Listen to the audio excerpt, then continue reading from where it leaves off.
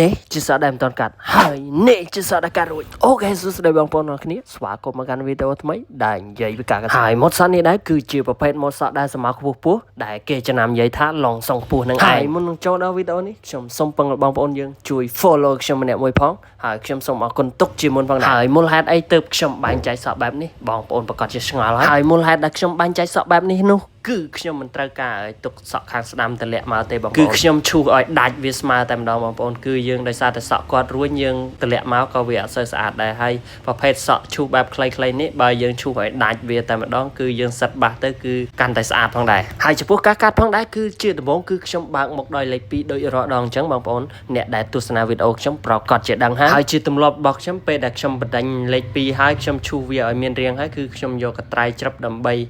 កំណត់ថាយើងចង់បណ្ដេញស្មៅពីត្រឹមម៉ានទៅត្រឹមម៉ានហើយចំពោះការកំណត់ស្មៅនេះដែរគឺយើងមើលទៅលើទម្រង់ក្បាលហើយក៏ដូចជាការស្រឡាញ់របស់ភ្ញៀវតើគាត់ស្រឡាញ់ខ្ពស់ឬមួយក៏ហើយយើងមិនមែនចេះតែកាត់ទេគឺយើងត្រូវសួរនាំភ្ញៀវថាភ្ញៀវគាត់ស្រឡាញ់ប៉ុន្មានហើយទម្រង់ក្បាលគាត់អាចធ្វើប៉ុណ្ណេះទៅស្អាតយើងណែនាំគាត់ទៅបើគាត់អូខេយើងក៏ធ្វើតាមចិត្តគាត់ស្រឡាញ់ហើយចំពោះសក់បងប្រុសម្នាក់នេះគឺខ្ញុំកាត់មិនសូវបានស្អាតប្រហែលទេដោយសារតែក្បាលគាត់ផ្នែកខាងក្រោយហ្នឹងគឺមានស្នាមច្រើនខ្លាំងមែនតើហើយចំពោះសក់ស្មៅបែបនេះឲ្យតែក្បាលយើងមានស្នាមច្រើនហើយឬមួយក៏ក្បាលនឹងកលុកច្រើនក៏កាត់ទៅមិនសូវស្អាតដែរអញ្ចឹងអាស្រ័យលើទម្រង់សក់ក៏ដូចជាទម្រង់ក្បាលរបស់ភ្ញៀវដែរយើងមិនមែនកាត់ទៅវាស្អាតគ្រប់ក្បាលទាំងអស់ទេសម្រាប់ការកាត់សក់នេះហើយដូចបងប្អូនយើងដឹងស្រាប់អញ្ចឹងខ្ញុំមិនមែនតតែសក់ស្អាតទើបខ្ញុំថតផុសទេបងប្អូនដែលទស្សនាវីដេអូខ្ញុំកន្លងមកប្រហែលជាដឹងហើយទោះសក់មិនសូវស្អាតឬក៏សក់នឹងមិនស្អាតក៏ខ្ញុំផុសដែរសម្រាប់ខ្ញុំហើយបងប្អូនយើងផងដែរចំពោះការកាត់សក់នេះយើងអត់អាចកាត់ស្អាតគ្រប់គ្នាបានទេដោយសារតែទម្រង់ក្បាលយើងអត់ដូចគ្នាទេមនុស្សយើងសំបីតែសរសៃសក់ក៏វាមានរួញមានត្រង់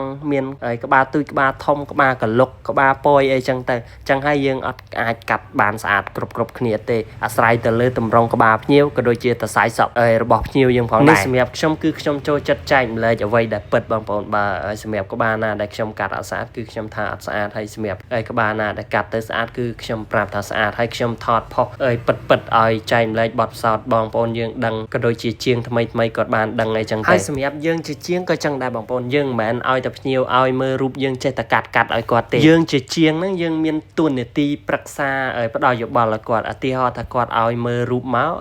តម្រង់សក់ដែលភ្ញៀវចង់បានហ្នឹងក្នុងរូបហ្នឹងហើយក្បាលគាត់ហ្នឹងអាចកាត់ដូចគ្នាបានឬអត់តើសរសៃសក់ហើយនឹងក្បាលគាត់អាចកាត់ដូចបានប៉ុណ្ណាហើយយើងទៅប្រាប់គាត់មុនកុំឲ្យដល់ពេលកាត់ហើយអត់ដូចគាត់ខកបំណងគាត់អាចអន់សម្ពន្ធចិត្តគាត់អត់មកទទួលសេវាកម្មកន្លែងយើងទៀតទេហើយពេលដែលគាត់មិនមកទទួលសេវាកម្មកន្លែងយើងហើយគាត់ពេលដែលវគ្គក្រោយគាត់កាត់សក់ទៀតគាត់ទៅទទួលសេវាកម្មកន្លែងគេគាត់ច្បាស់ជានិយាយប្រាប់កន្លែងហ្នឹងហើយថាគាត់ធ្លាប់ទៅកាត់កន្លែងនេះអីចឹងទៅហើយធ្វើឲ្យគាត់មិនបានដូចចិត្តគាត់កំងចេះទៅចេញចុះចឹងទៅអានេះមូលហេតុគឺមកពីយើងអត់បានប្រាប់គាត់មុនថាតម្រង់ក្បាលអត់ដូចគ្នាធ្វើអត់បានដូច100%អីចឹងទៅអញ្ចឹងវីដេអូនេះមានតែប៉ុណ្ណឹងអរគុណច្រើនជួបគ្នានៅក្នុងคลิปវីដេអូថ្មី